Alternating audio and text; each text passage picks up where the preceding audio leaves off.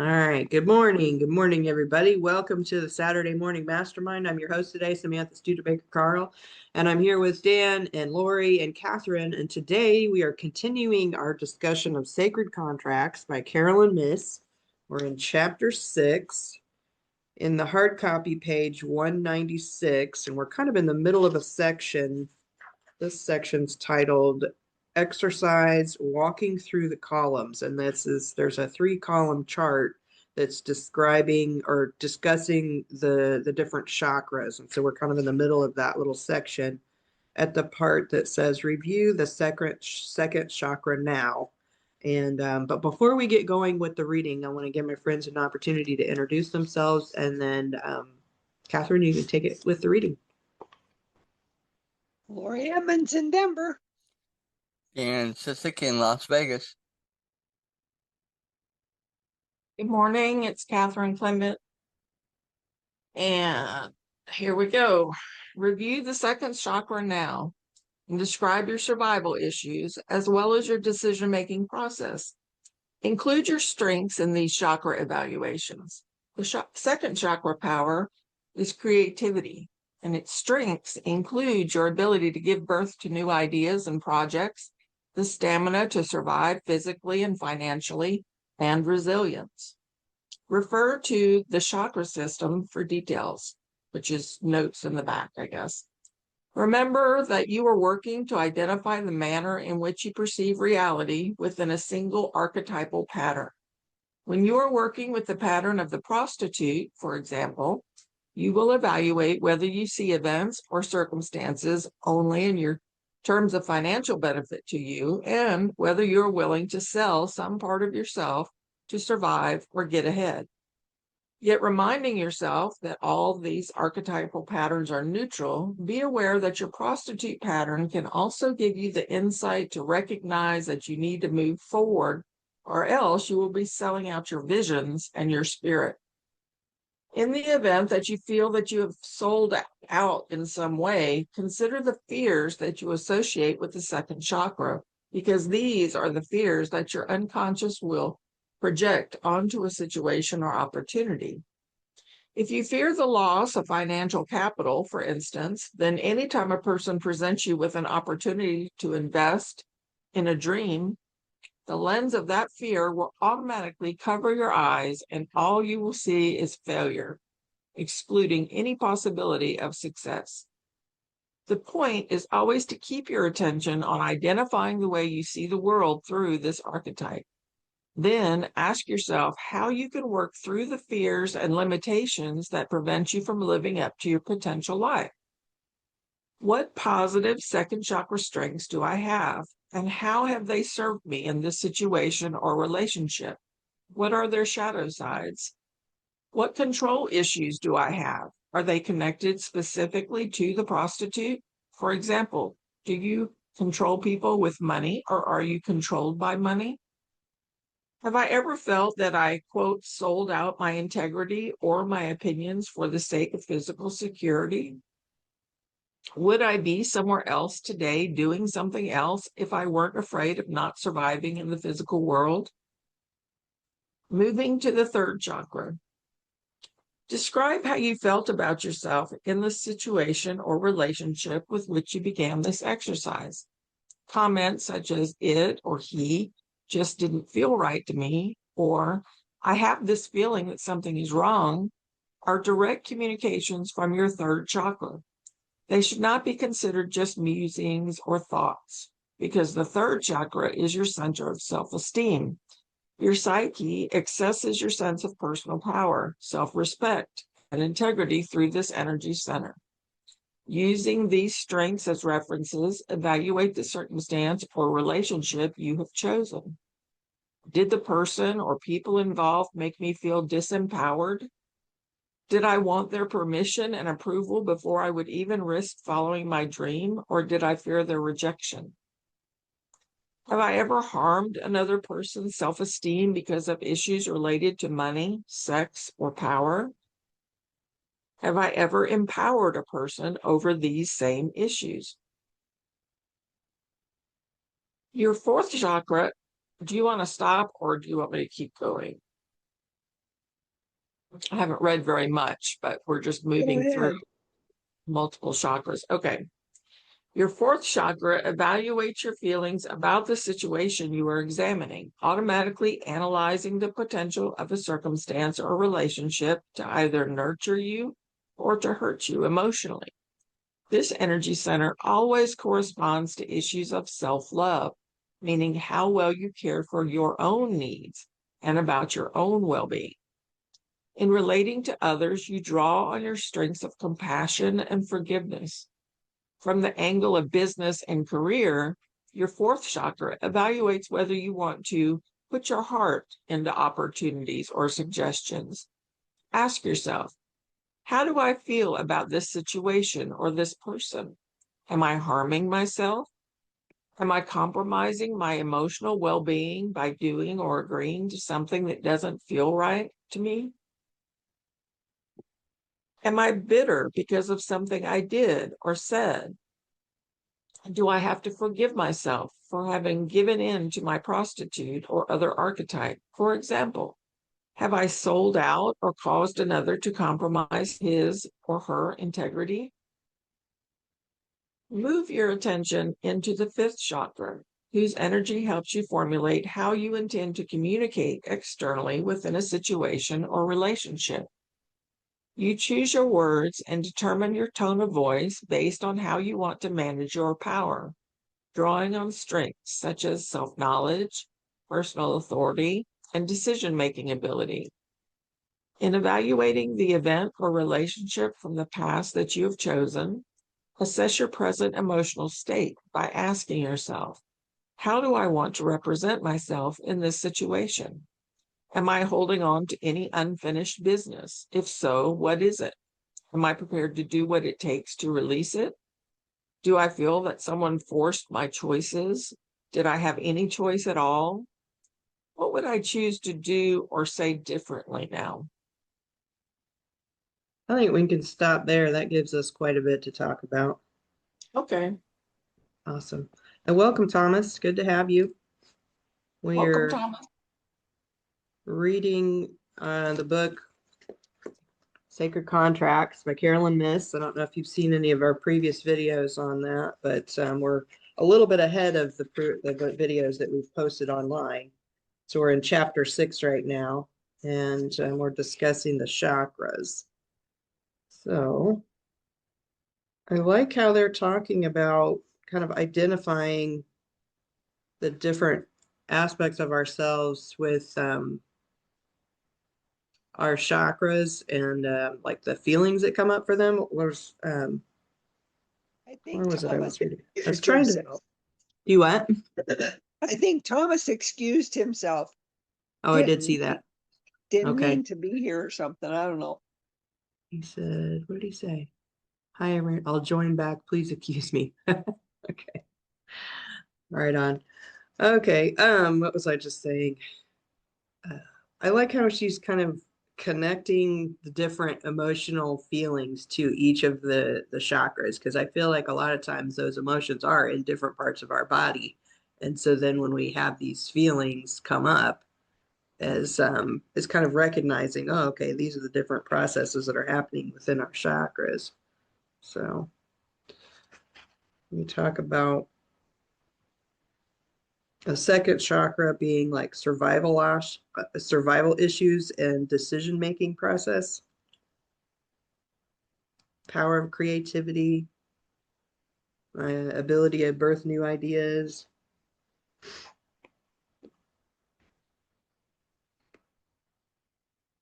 Oh, here I highlighted this one question from this section. Would I be somewhere else today doing something else if I were not afraid of surviving in the physical world?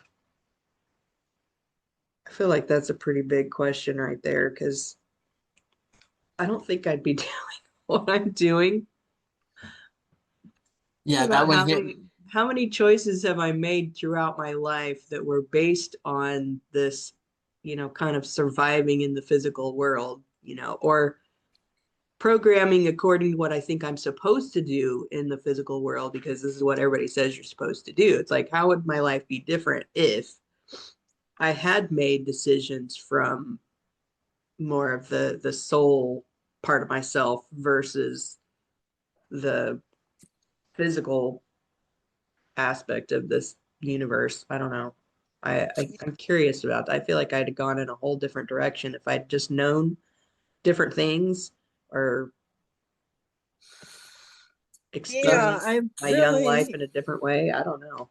How would you even know at that age when you're young? Because it's like the choices you make when you're young kind of like pretty much dictate the direction the majority of your life is going to go to some extent, and then you end up questioning it later and you're like, okay, well, how do I change things around to be in more alignment with what I really feel like my soul wants for my life, or was this all part of the plan that I had to go through all of this shit to get to here to question this to go forward? and it's funny, I don't know if I can get all this out. And something I've really been dealing with for the longest time is just everything that happens when you're, up to the age of 5, you have no control over. It's your birthplace and parents and all that. And you don't have control and you're not in charge. You have to respond, play the different roles that you have as a sibling, as your birth order. We were talking last week, being the eldest, and the things that went along with that years ago is different than it is today. I mean, it's not so much about survival. You have to be the man of the house or the woman of the house and manage all this when you're starting out as a child, and the effects that has on you your entire life because of those issues, and trying to be in control of my life. I can manage this, and it's just I think we all want to be in control of our choices and our decisions. And I was told as far as I can remember, of course, since my parents have both gone on, the story was I was conceived and born, lived in a 10 by 10 shack in Olathe, Colorado. My crib hung from the ceiling, and mom says I excuse me, would stand up in there and stomp my foot and say, I can do it myself. And I'm like, wait a minute, I'm in a crib and I can say all that. And that's just the story that was said. And I've always been kind of independent like that. I want to do it myself. And after all these years later, end up with something like multiple sclerosis, and I can't do it myself. I have to have help. And it's such a constant struggle with that chakra, and it's funny that that chakra is, close to the root, and that's where all the crap is. You don't want anything to do with it. Yeah, that same little bit popped up at me too, Samantha, because again, I think if we're honest, I think we all would probably be doing most of us, if we're honest. I think some people actually do go out and do what they and somehow do it, but based on what we see around us when we're growing up and what we hear and learn and all the aspects out there in the world, we do tend to look for that safe feeling, if you understand what I'm saying, of okay, if I go here, things should be okay, but there's never any guarantee, you know, on that, you know. And I'm sure we have all lived through that in some way, shape, or form too. But even going through all that, and if and when we come out of those things, why do we tend to keep going back into that safety if having gone through things and realize that's not always the case? Why are we not more prone to go do what we feel like we're meant to do, or what we really want to do, or what would be our bliss? Knowing that, in my mind, and this is where I fight all the time, knowing that God has me, knows where I'm going, knows what's going on, will guide my path. And even when I fall, will still be able to pick me up and move me forward. So, but yet, I still kind of shortchange that too. So, but why? What's that inherent overriding thing that tends to kind of keep us in that same safe, kind of protected as we think we see it aspect of our lives?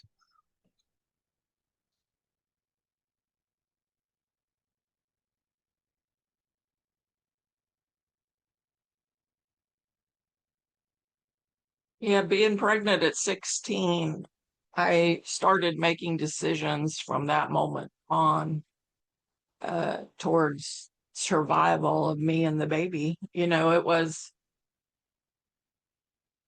the changing factor in my life. And really, I don't know where I would be if I hadn't have been pregnant at 16 and making decisions like that, because I wasn't necessarily on a good road at that point in my life. And I've always felt like God gave me Nicole to save my life. You know, yeah, it forced some decisions in a completely different way and made me grow up really quick. But if I hadn't have been pregnant at that time, I would have continued the activities that I was doing that could have led to, you know, a completely different life, and probably a very short one. So I'm very blessed that God forces circumstances upon me sometimes, or at least it feels that way. I'm sure I chose it at some point, you know, but when these things show up that we've agreed to, they don't always show up with a red bow and a lot of happiness. Sometimes they show up as a pretty tough road or whatnot, but they happen for a reason, to support our growth. I believe that. And you know, when I think back to becoming a nurse, that was a major choice. It was a major choice to even make it through school and stuff, because I was told it would never happen, and it was a decision that lasted for many decades in my life. You know, of being pointed in a certain direction. And I was not one of those little girls that, you know, when you asked me at 5 years old, what do you want to be when you grow up? I never said nurse. I never said nurse. But that at that moment in my life, I felt divine guidance, for one thing, that I was following. And also it was you know, down in these chakras that we're talking about, the first and second chakras, where I was really, my family at that point, because I had two kids by then, my family was, you know, there wasn't enough food on the table. Like the work that I was doing was not bringing in enough to feed us. So there had to be a major change. And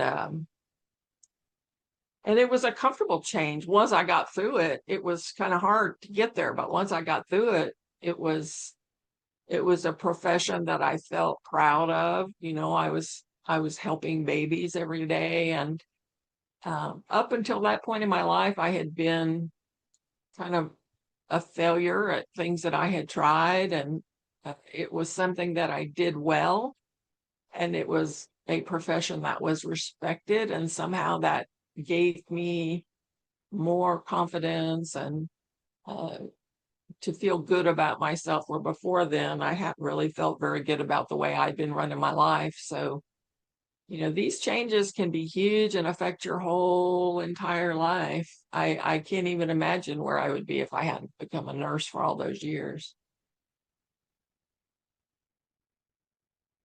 You were helping more than the babies. You were helping the entire family of each baby. It's interesting you said that way because, yeah, I agree with Lori that it probably stretched further, and maybe over the years you might have realized that yes, I helped, the family and stuff, but you never placed a focus on it. You were focused on these babies need me right now. They're the ones that need all this and everything like that. But deep down, yeah, you probably did help the families too.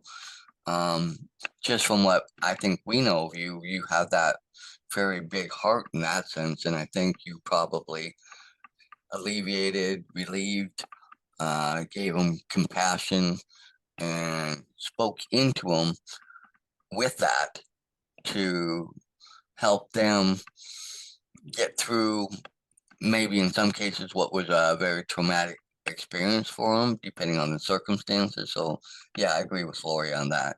And uh, with that, and I think that's the other part that we all miss. Uh, and even though maybe our chakras try to point that out to us or help us, or God brings things about in our lives to help remind us. I know there are times I come back around and God somehow will do something and it's like, oh yeah, okay. Thanks for that little reminder, Lord. Um, this had more of an impact than what I even thought it did. But uh, you know, but sometimes maybe we don't listen to those chakras or to that reminder from God, the universe. However, um, I totally believe God, does things periodically to remind me. Um, and a lot of times I still kind of push it away, you know. So in that sense, is that another part of that going into that safety or that familiar type of thing, stuff like that? Also,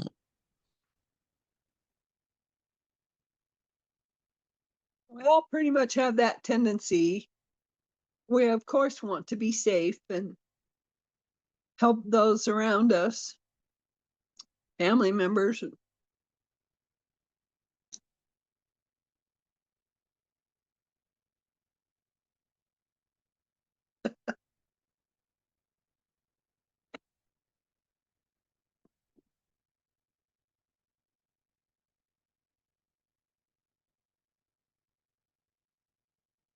Well, I can certainly relate to when it brought up the prostitute, um, which is funny to me in a way. It's not really a funny situation, but when I look back at it, I kind of laugh at it because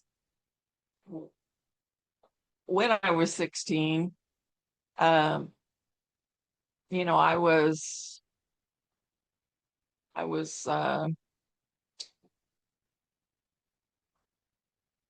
like I had to choose how to make money because I was on my own, and I felt like at that point I had two different choices. Well, three different choices. I could be a prostitute, literally. I could sell drugs, or I could um, like con people shooting pool. And that's what I wound up doing, was conning people shooting pool, mostly drunk guys that would get starstruck when a long-legged, tan 16-year-old girl showed up at the pool table and said she didn't know how to play pool. And then I would kick their ass once we had some money on the table. To me, that was the lesser of the three evils. You know, I felt like, yeah, it was not on the up and up, but I felt like being a prostitute or selling drugs was worse. That was just my own little judgment, you know, of the situation then. So I felt like hustling pool was wrong, but not as wrong as selling drugs or being a prostitute. But in the grand scheme of things, when you're talking about the chakras and stuff, I was totally a prostitute, you know, because I wasn't selling my body, but I was selling a story. and it's funny to me now looking back at it. Maybe I should have stuck with the pool. I don't know. I could have been one of them sharp shooters, you know, that can kick it all around the pool table a million times before we get all the balls in on one shot. Yeah, and be on TV or something and showcasing your skills and stuff. I've seen those on TV, and some of them are like, wow. You know.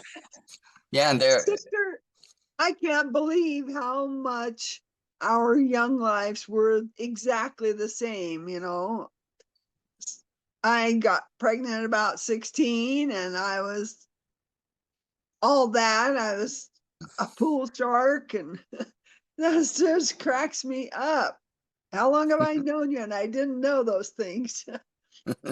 We're kindred sisters.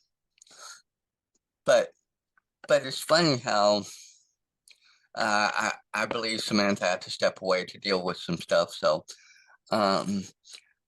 it's interesting how when we look back, and I know we tend to look back on certain aspects kind of with that regret. Well, maybe I should have gone that route or done this or done, gone that. And I've done that.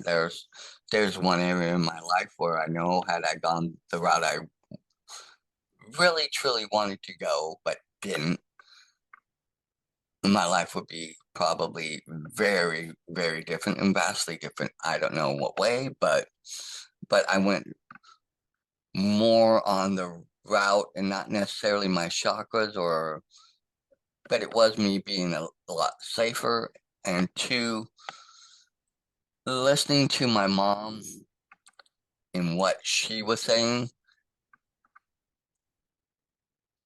and how do I say this? In a roundabout way, at that time thinking she was right, but now maybe as I look back, maybe she wasn't so right. And maybe had I gone the other route that I really wanted to, but now in that aspect, I can't even get back to that to where I could even find out, because That those gets us in. Go ahead.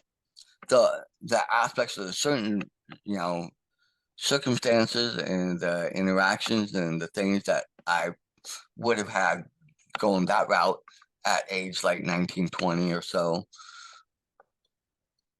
would be so different, even if I were to pivot now, because it wouldn't even be the same pivot.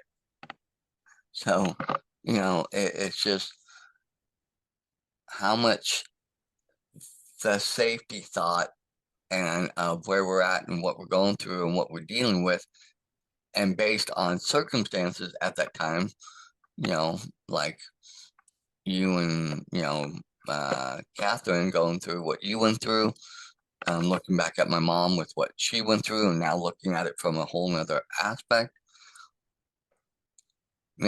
I'm sure she really didn't want the life that she really ended up with. I'm not saying she's probably not grateful and thankful in certain ways, but I can almost be sure that, those aspects for her life are not what she wanted. So it's interesting to come across this chapter and come across this part of it and kind of look at it up here and not so much just around in the right here in this space. It makes me really wonder now. Getting into the if only I had or if only I hadn't really keeps you spinning in circles and not gaining any ground, having regrets, and you can't live there. Oh, I'm not saying I want to live there and I'm going to stay there. I'm saying that recognizing it and accepting that there were some aspects of that that could have been maybe more in line with what deep down I really wanted. But because of, so I can't change it. I can't change it now. I can't even remotely try to get that. So now I've got to, go with here. But now maybe, as life moves forward, maybe not be so afraid and be willing. And I think that's what I've done with doing this bookkeeping thing I'm doing, you know. I'm trying not to be afraid and question. I'm just doing in that aspect.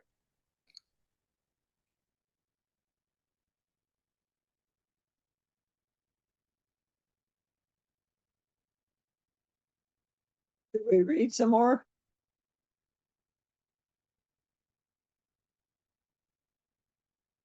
Welcome back, Samantha.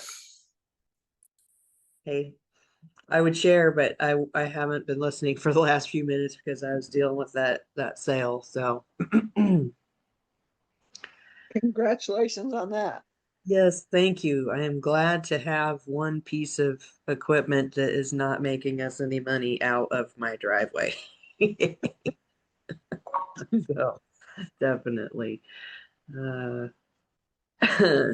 was just, we kind of came to a standstill place, and I was wondering if we should read some more. We can. Well, I mean, we've got what, 2 more chakras to go through for this chapter.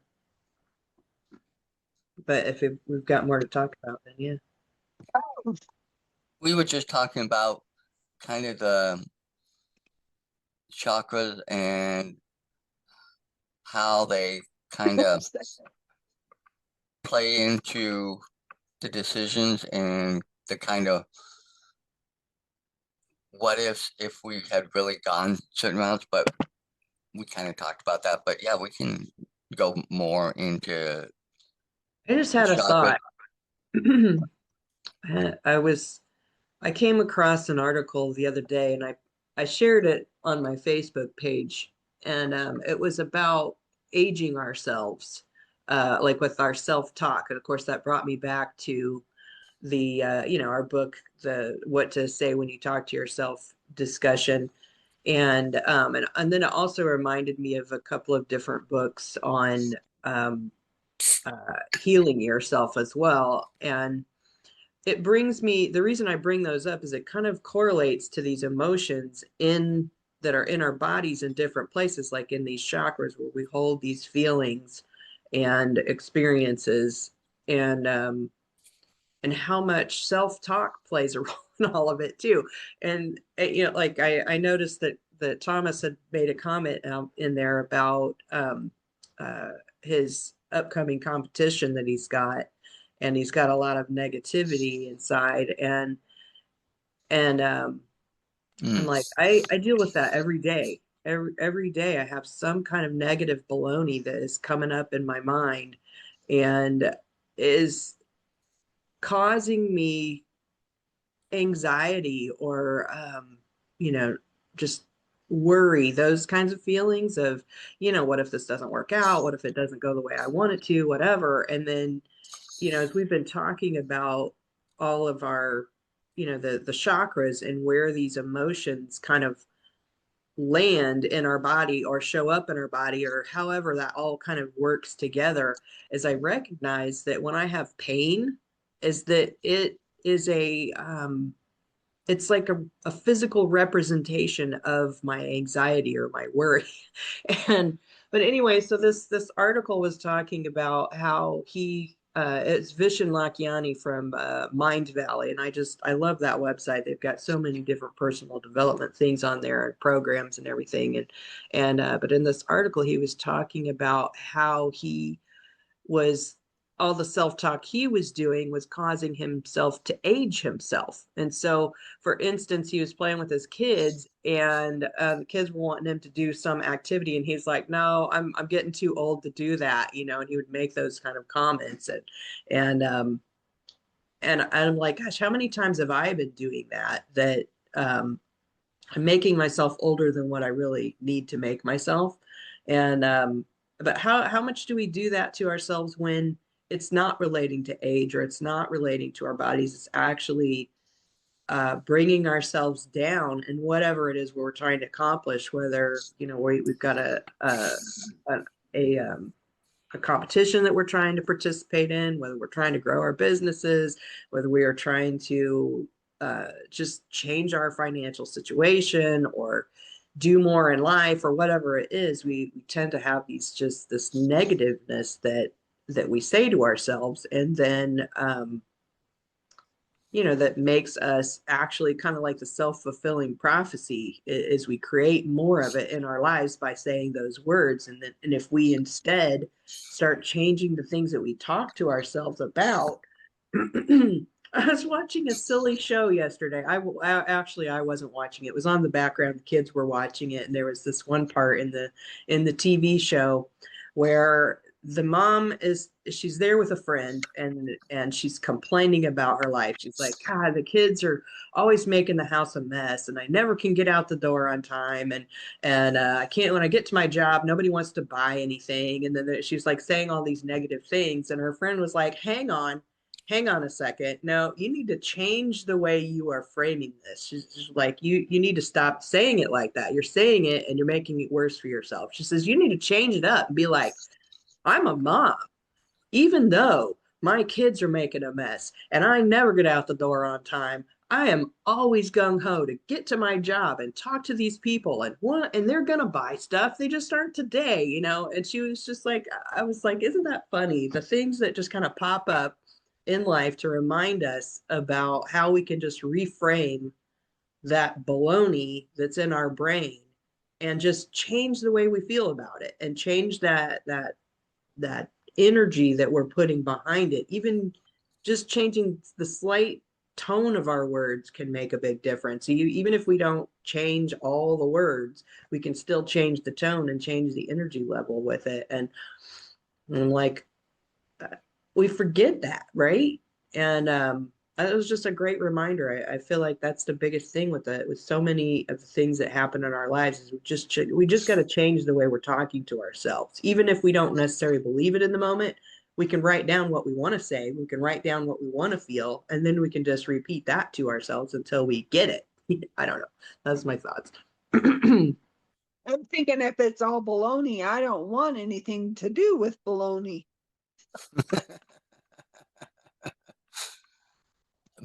It's interesting. I saw that post that you We did. change it into steak instead. I don't know. But going back, it's funny. I saw that post that you put, and I looked at it.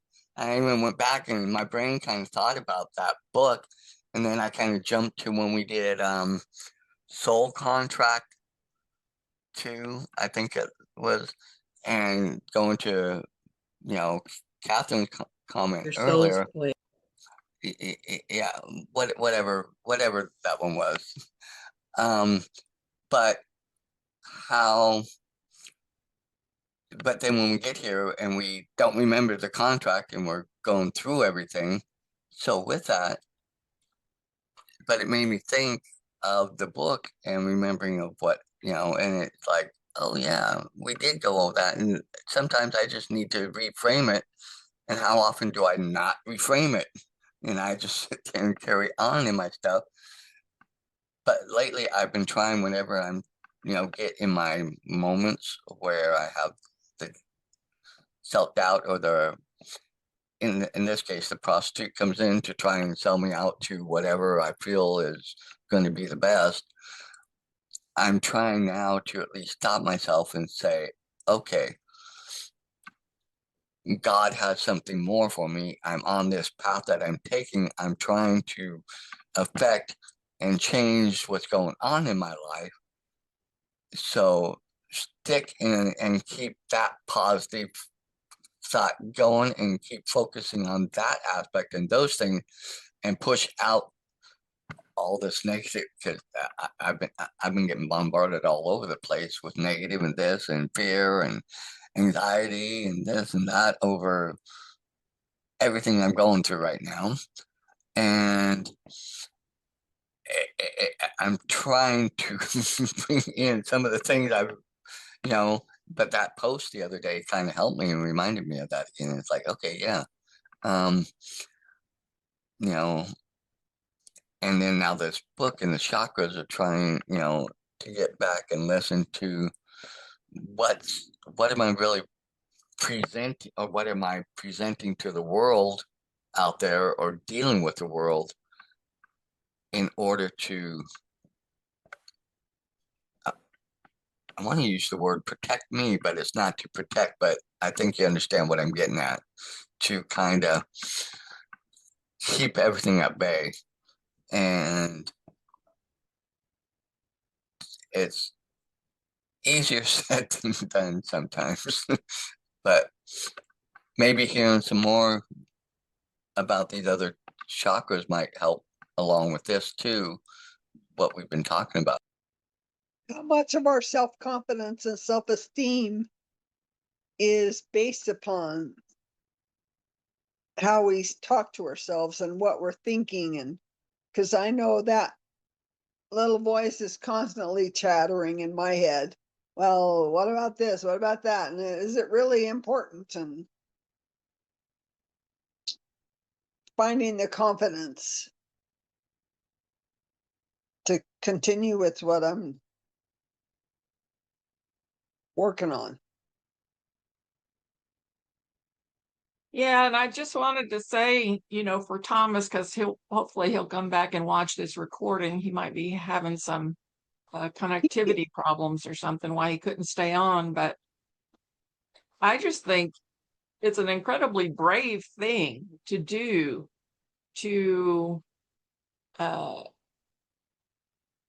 be in this bodybuilding contest, and to, one thing, just to have the discipline that it takes to work out every day, all day, or however you wind up getting a body like that you can enter into a bodybuilding contest. And I can totally understand where negative thoughts would come in. I mean, if I put myself in that place, I imagine I would just have a whole barrage of negative thoughts in my head. So I just think it's incredibly brave that Thomas is doing that. And really, I mean, I don't know that when I'm trying to do something and my negative thoughts come in and tell me that it's, I'm never going to make it, or it's a crazy idea, or why did I ever think I could do this? I really just have to talk to myself almost, second or third person and say, hey, just like, the person pointing out, hey, don't do it. Don't focus on those things. Focus on these things over here. Look at how healthy you are now, hopefully, and hopefully health is not one of the things holding you back, but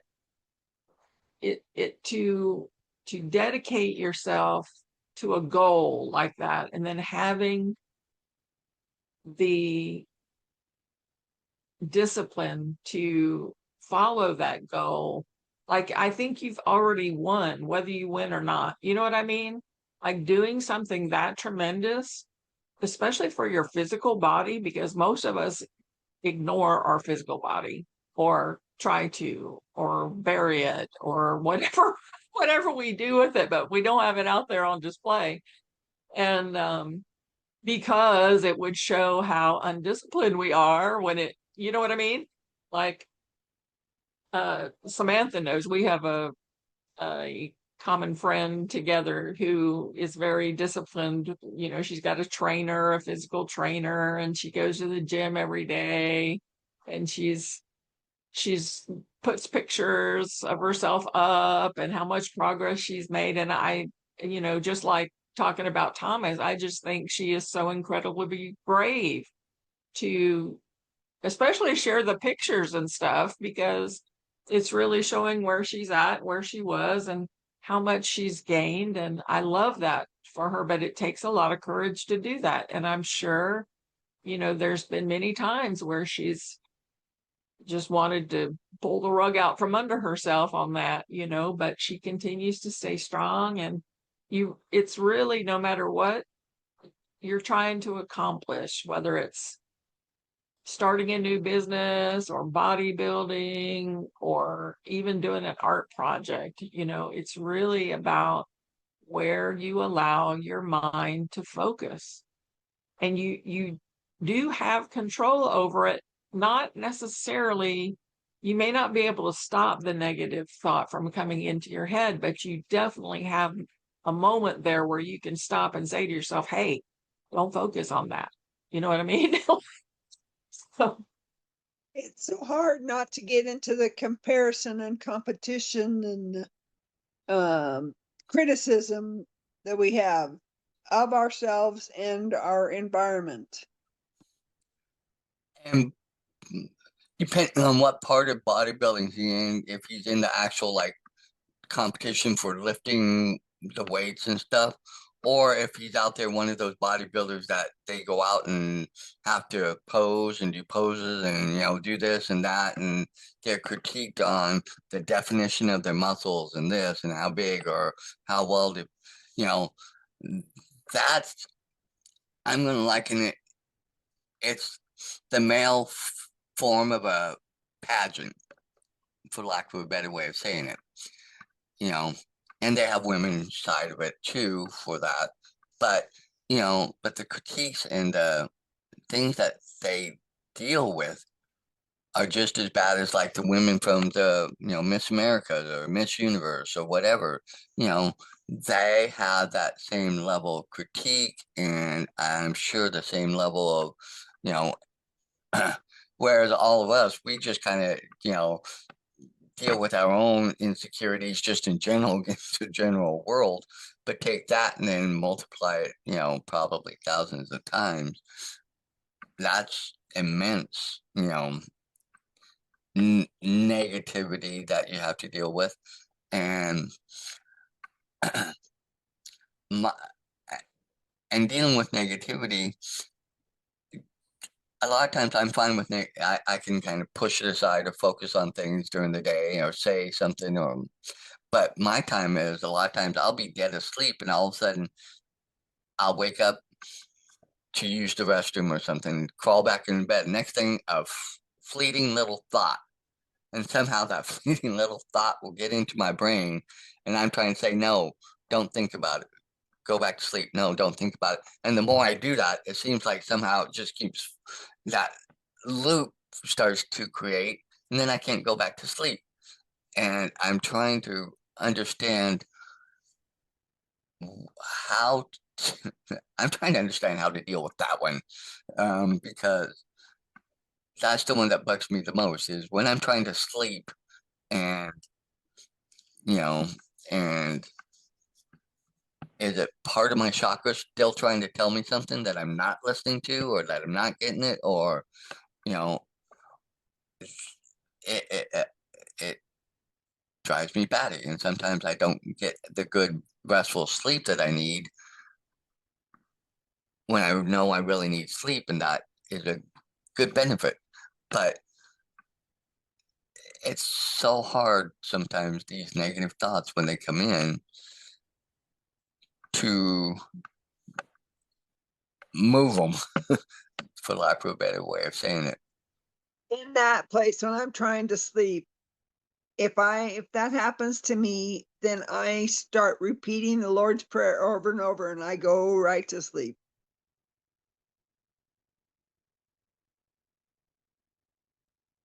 That's funny because I have a mantra that I sing, not out loud, but just like in my head over and over again.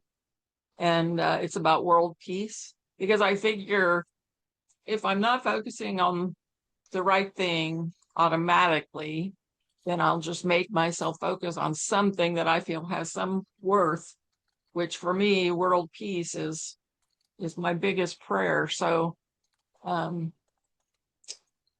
just doing the same mantra over and over, my conscious brain is like, oh, that's boring, I'm just going to go to sleep. You know what I mean? Like there's nothing there for it to really pick up on and run with, so it just decides to go back to sleep. Yeah, Yeah, I do. same kind of thing.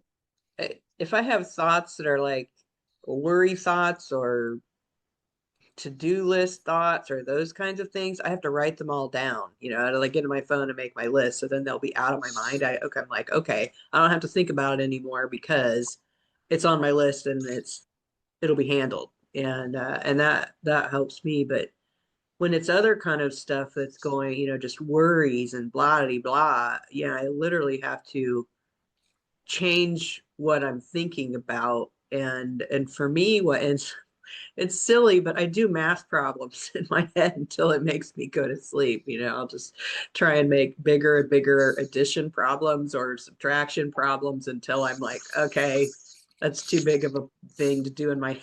Oh, well, that would make It's me have to get up and write it out to make sure I got it right. Well, I don't know. It came to me one time when I was like, it was like the whole counting sheep thing. I'm like, all right, well, yeah, I could count sheep or whatever, but that's just, I don't know, whatever it was. And I'm like, well, let me just do math problems. I'm laying here, and so I just start doing math problems, and eventually I'd fall asleep because I'd just get bored. So, yeah, kind of like that. And we all use different things though, right? To get our mind to, I don't know, get it under control when it's spiraling off into who knows where, more often than not into mumbo jumbo that we don't really want to be thinking about or we don't need to. And I have to Yeah, remind myself, I'm like, you aren't experiencing this problem right now, and you may never experience it. So let's just worry about it when it comes up, if it comes up, which it probably won't, and it's easier said than done, but sometimes you just say it, you just keep saying it. Yeah. but going back to, like the second and third and fourth, I think we got to the fourth or the third chakra. But anyway, how does all this play in with that too? I mean, because we start out talking about the prostitute, how and all that does some of this, you know, there's gotta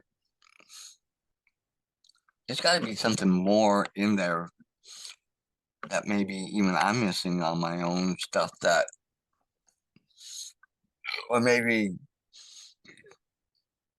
like you said, maybe I'm putting more emphasis on it than right now I need to. It's just interesting, but because you guys have given great examples, and just everything that everybody shared but going back to what we've been talking about,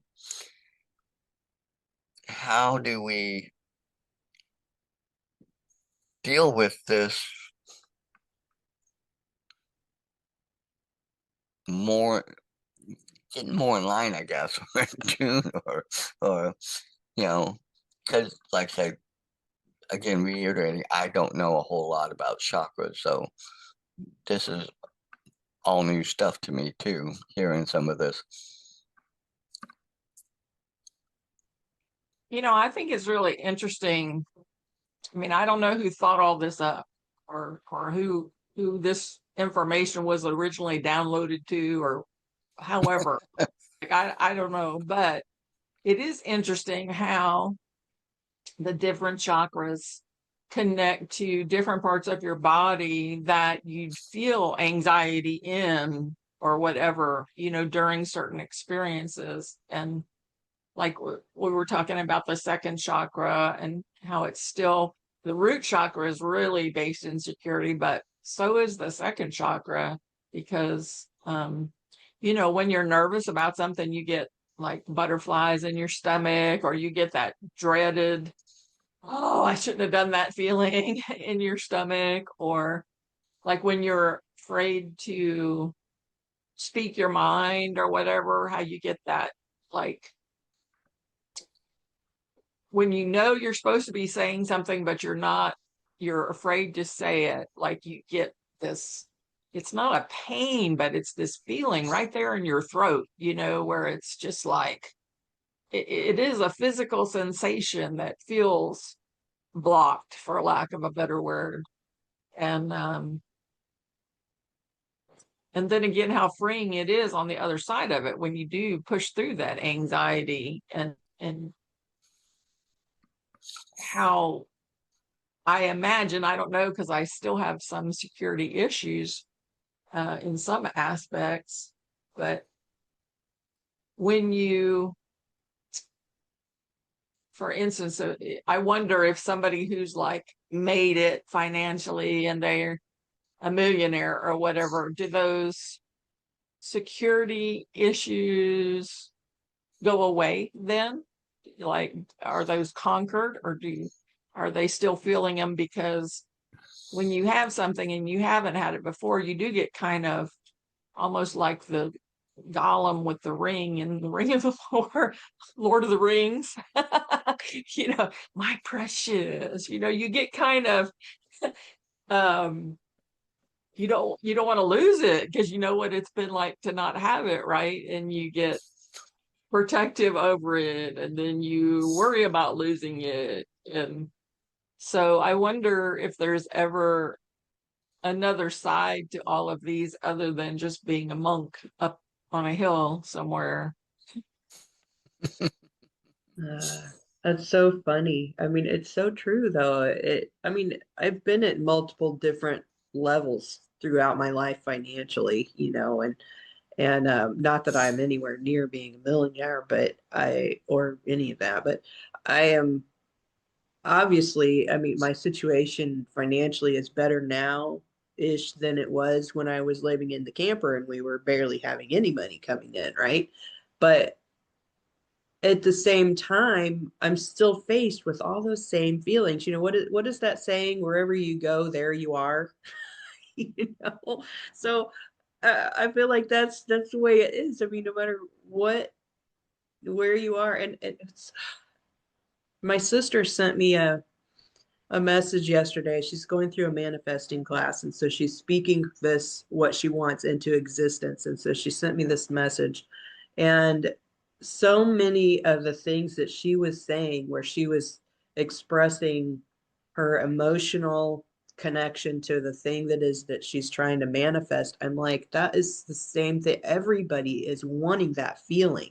They're wanting that feeling of security. They're wanting the feeling of being safe, being taken care of, not worrying about finances. I mean, all those things. It's like everything she said, with the exception of specific things about events she wanted to create, were things that I want in my life, that I know that you guys want in your life, and that everybody we talk to pretty much say those same kind of things. I just want to feel like I don't want to be stressed about money. I don't want to be worried about paying the bills. I don't want to worry about whether I'm going to lose everything because of the economy or whatever the hell's going on in our lives. I, I, it, you know what I'm saying? I'm like, so I think it's true. I mean, I was reading another book, what book is I'm reading right now? Increase Your Financial IQ by Robert Kiyosaki. And he talks about how the poor have have money problems and the rich have money problems. And he's like, they're just different problems, but they still have problems. But then he was like, but which problem do you want? To have too much money to deal with or not enough money to deal with? I'm like, okay, well, I get your point there, right? You know, obviously it makes survival easier if you have more resources to work with. But at the same time, you know, one of the things I feel like over the years that has held me back in reaching a higher level of financial freedom has been this worry about the responsibility of it.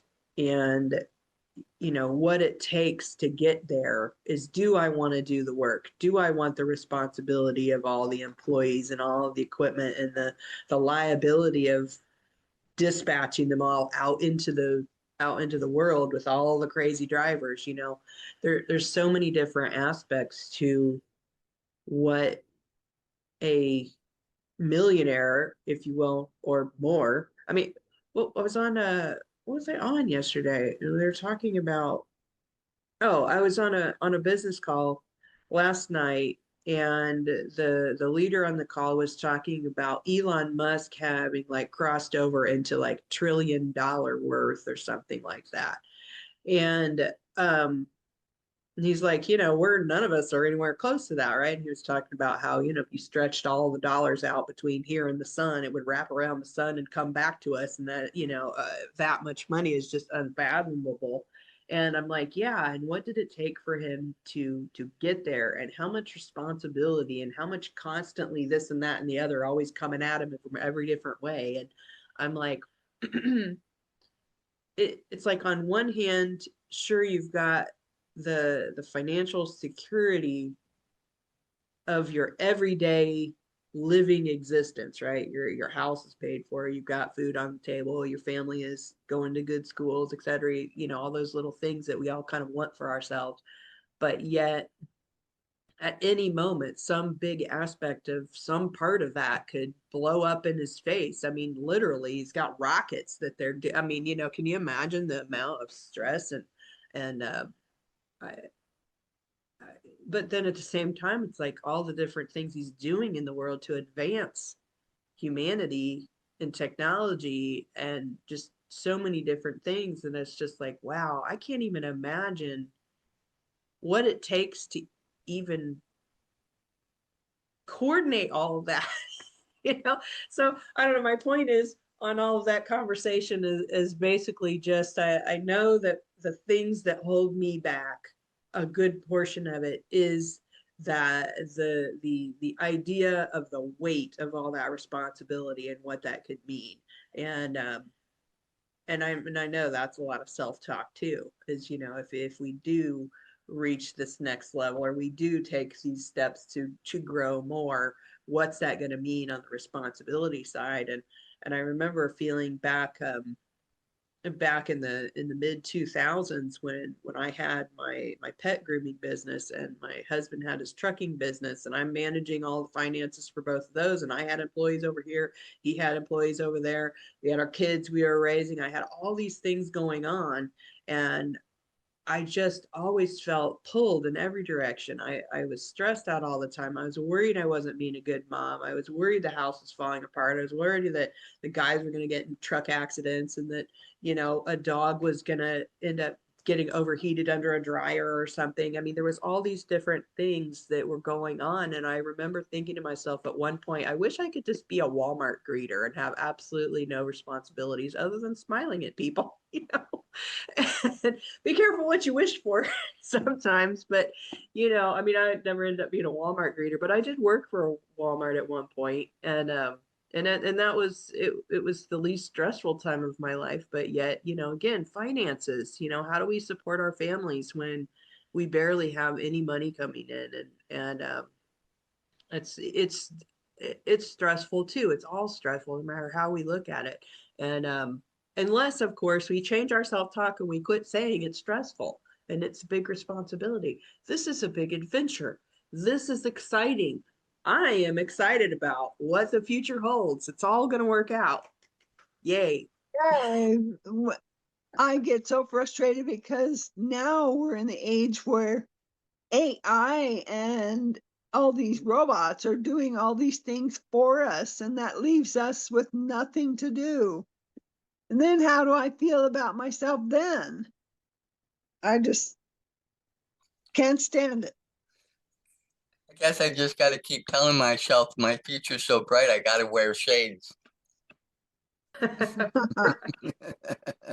I keep thinking with the whole AI and the robots and all of the technology moving us, I keep picturing in my head that is moving us more towards a society like what is presented in Star Trek, where we aren't worried about money. We are just enjoying learning and challenging ourselves to whatever we want to try and we want to do. And that's where I don't know. I just, that's what I keep thinking. It's gonna go. It's that.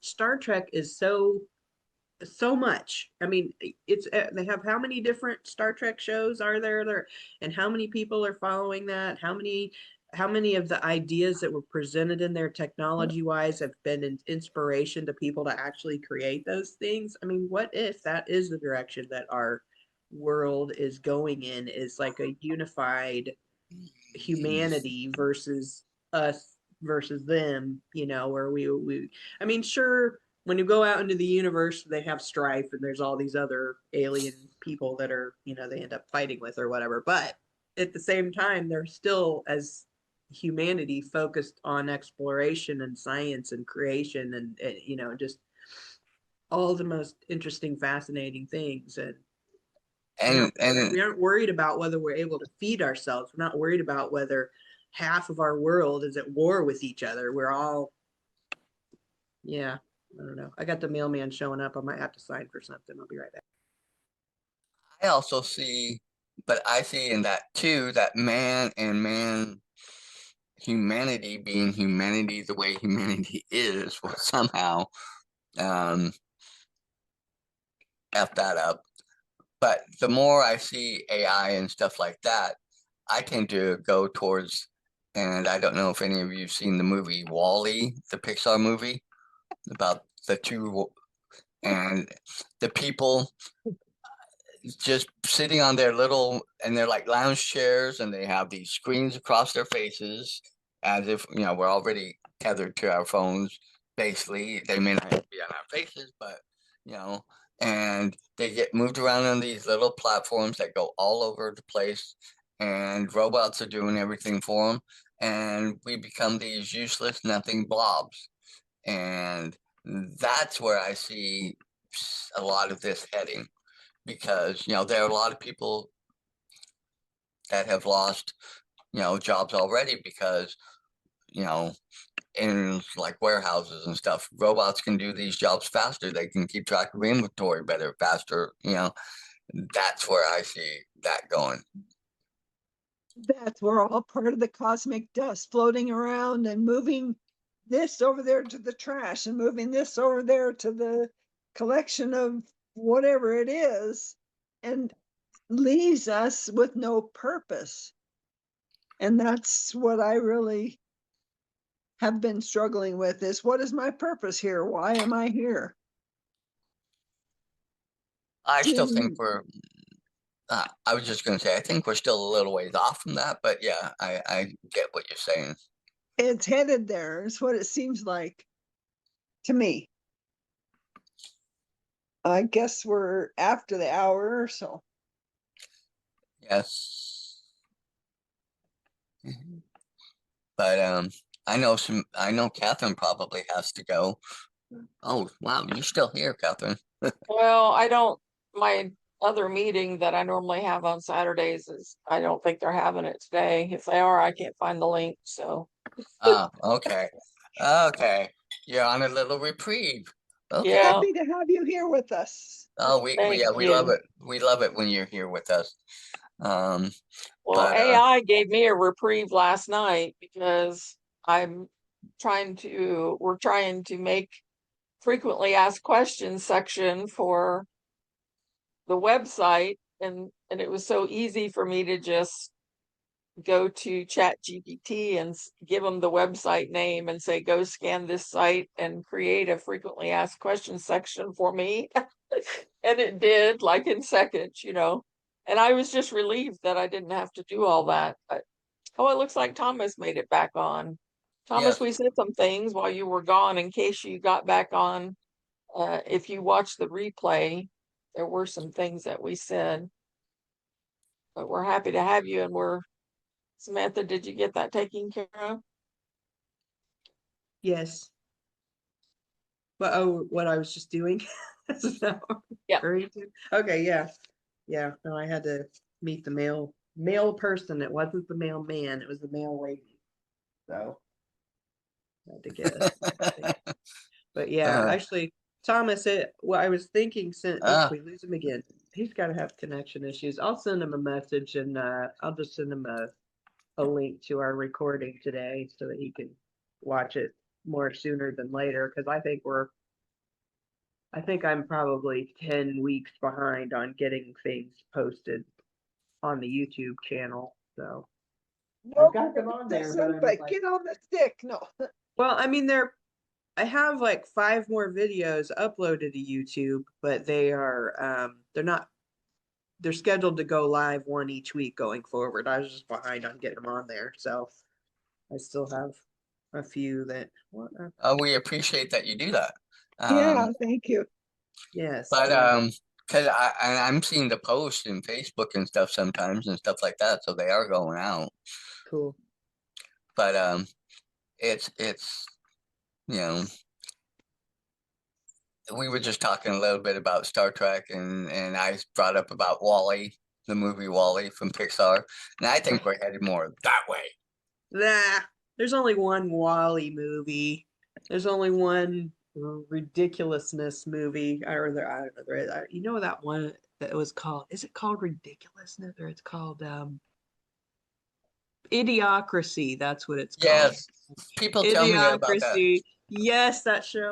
Oh my gosh. I'm like, God, I hope that's not the direction that our world's headed in. But no, I I need to think watch that now there is because way more Star Trek related type of futuristic movies that have huge followings of people who all kind of have those feelings of that's what they want for the future. I think we're manifesting that by far more than we are manifesting any of this other bullshit like freaking Walking Dead, or oh well, apocalyptic, yeah, I'm blah not blah. into that, but Because I mean, there's a lot of that too being made in the movies, but I I, think that but those ultimately movies have people, bigger. I think in the long run, well, yeah, that's just a whole nother Yeah.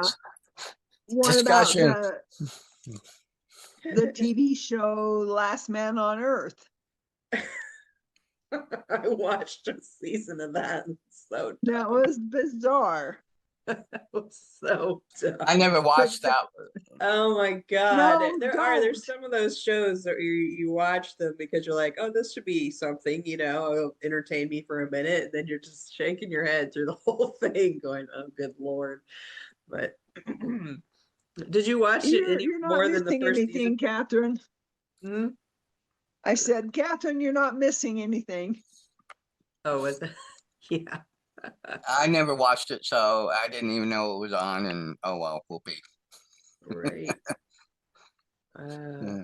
I But think it's interesting though. It's like you've got the two extremes. I know there's many other directions that things can go, but you've got the two extremes. You've got the Star Trek where we see our future as unified as a human race and where we don't have to worry about money anymore. We're all taken care of. We all have pursuits that we're interested in, right? We've got this one. And I feel like the feeling behind that is safe, secure, and positivity for our future. Then we've got on the other end of it, we've got like The Walking Dead, where society destroys itself and causes these zombie creatures to become, part of the world, and then we're all fighting zombies, right? And so we've got that kind of negative side of it that, we think the world is going to shit, basically. And yet, on some level, they both have similarities in that the responsibilities of our world as it is are both out the window in both of those scenarios, because we're either we go positive and we're all taken care of, or B, we don't have the responsibilities anymore and it's every man for himself and we all just survive or kill, kill or survive. We go back to what you were talking about in one of the previous discussions, the survival of the fittest kind of a thing, where we don't have the rules of society and we just live how the heck we want to live, right? And so it's interesting kind of looking at those two perspectives on that level, because I feel like they both are in a lot of ways trying to get at the same thing, where we don't have all this mumbo jumbo that we deal with on a daily basis for living in the world. And because that's the other thing in like the Walking Dead scenarios, you have the kind of main characters that are fighting for like a unified group that is all, everybody helps take care of each other, and they're fighting off all of the people who are not with that attitude, right? And those are the bad guys. Even in the bad world, those are the bad guys. So anyway, that was just a random thought. Yep. It's 20 after, guys. I gotta jump off. I got stuff to do, so I hope everybody has Have a great week. Yes. And Have a great for week. those Love you guys. Love for you those of guys. you who are Have a watching good, out there, have a good one. let me wrap this up. Let me wrap up the recording. For those of you who are watching out there, if you've gotten this far, give us a like, share this with anybody you think it would find it helpful, and we'll see you next time on the Saturday Morning Mastermind. Bye for now. Bye. End.